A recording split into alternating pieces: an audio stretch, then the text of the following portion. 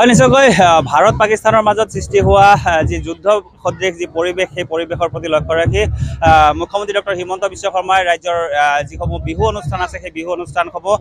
বাতিল কৰিবলৈ আহ্বান জনাইছিলে আৰু সেই মুখ্যমন্ত্ৰীৰ আহ্বানক সঁহাৰি জনাই ৰাজ্যৰ যিসমূহ বিহু অনুষ্ঠান আছিলে সেই বিহু অনুষ্ঠানসমূহ বাতিল কৰা হৈছিলে। কিন্তু পৰৱৰ্তী সময়ত দেখা গৈছে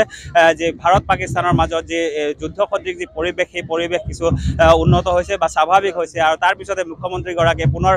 ঘোষণা কৰিলে যে বহাগ মাহৰ শেষৰ দিনটোলৈকে আচলতে 31 বহাগলৈকে বিহু অনুষ্ঠান যিসমূহ আছে সেইসমূহ অনুষ্ঠিত কৰিব পাৰিব। আৰু মই এই মুহূৰ্তত উপস্থিত আছোঁ জাগিৰোডত আৰু জাগিৰোডৰ নখোলা আঞ্চলিক বহাগী উৎসৱ উদযাপন সমিতিয়ে এনেধৰণে আজি বহাগৰ অন্তিমটো দিনত এনেধৰণে ৰঙালী বিহুৰ যি আয়োজন কৰা দেখা গৈছে আৰু ইতিমধ্যে যি পতাকা উত্তোলন আৰু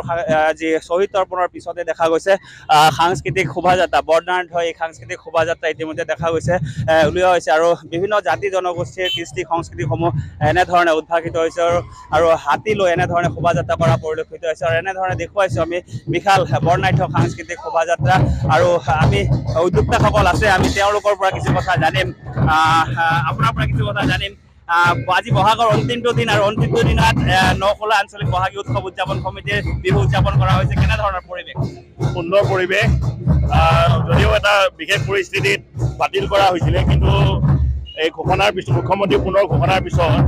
আজিৰ 31 বহাগৰ দিনটোত ততাতৈয়াকৈ উদযাপন সমিতিয়ে আজি সুন্দৰ পৰিৱেশত বিহু উদযাপন কৰিছে আৰু তাৰ বাবে উদযাপন সমিতিয়ে আমি ধন্যবাদ জনাইছোঁ আৰু সকলো ৰাইজে সুন্দৰ সহযোগিতা আগবঢ়াইছে। বিভিন্ন সাংস্কৃতিক দল আহি উপস্থিত হৈছে আৰু আজি গোটেই দিনজোৰা তথা ৰাতিৰ সাংস্কৃতিক অনুষ্ঠান সুন্দৰকৈ অতিবাহিত হ'ব বুলি আমি আশা ৰাখিছোঁ। ধন্যবাদ। সভাপতিগৰাকী আছে আমি তেওঁৰ পৰা কিছু কথা জানিম। আজি বহাগৰ অন্তিমটো দিনত বিহু আয়োজন কৰা হৈছে আৰু কি কি কাৰ্যসূচী আছে আপোনাৰ? আজি কাৰ্যসূচীত আমাৰ এটা দুটা বজাৰ পৰা চিত্ৰাংকন প্ৰতিযোগিতা কাশ্মীৰ কবিতা প্ৰতিযোগিতা আৰু ভেকচন প্ৰতিযোগিতা আছে আৰু সন্ধিয়া সাংস্কৃতিক সন্ধিয়াৰ বিশেষ আকৰ্ষণ নিমন্ত্ৰিত অতিথি শিল্পী আনাই বৰ্ম আৰু লগতে জাতগুৰিহাটৰ নিমন্ত্ৰিত বিহুদল আজি এনেধৰণে আমি পৰিৱেশ দেখুৱাইছোঁ বিভিন্ন সাংস্কৃতিক দলে অংশগ্ৰহণ কৰিছে যি বৰ্ণাঢ্য যি সাংস্কৃতিক শোভাযাত্ৰাত আৰু ইতিমধ্যে যি পতাকা উত্তোলন আৰু শ্বহীদ তৰ্পণ কাৰ্যসূচী ইতিমধ্যে আৰম্ভ হৈছে সমাপন হৈছে আৰু ইয়াৰ পিছতে দেখা গৈছে এই কাৰ্যসূচী বৰ্ণাঢ্য সাংস্কৃতিক শোভাযাত্ৰা আৰু এই শোভাযাত্ৰাত জাতি বৰ্ণ নিৰ্বিশেষে জাতি বৰ্ণ ভাষা নিৰ্বিশেষে সকলো স্তৰৰ লোকসকল আহি এনেধৰণে উপস্থিত হৈছে আৰু বিহুৰ লগতে যি অসমৰ কৃষ্টি সংস্কৃতি আছে বাৰাৰহণীয়া যিসমূহ কৃষ্টি সংস্কৃতি আছে বড়ো কাৰ্বি ৰাভা মিচিং আদি বিভিন্ন জনগোষ্ঠীয় যিসমূহ নৃত্য গীত আছে বা যিসমূহ সংস্কৃতি আছে সেই সংস্কৃতিসমূহ উদ্ভাসিত হৈছে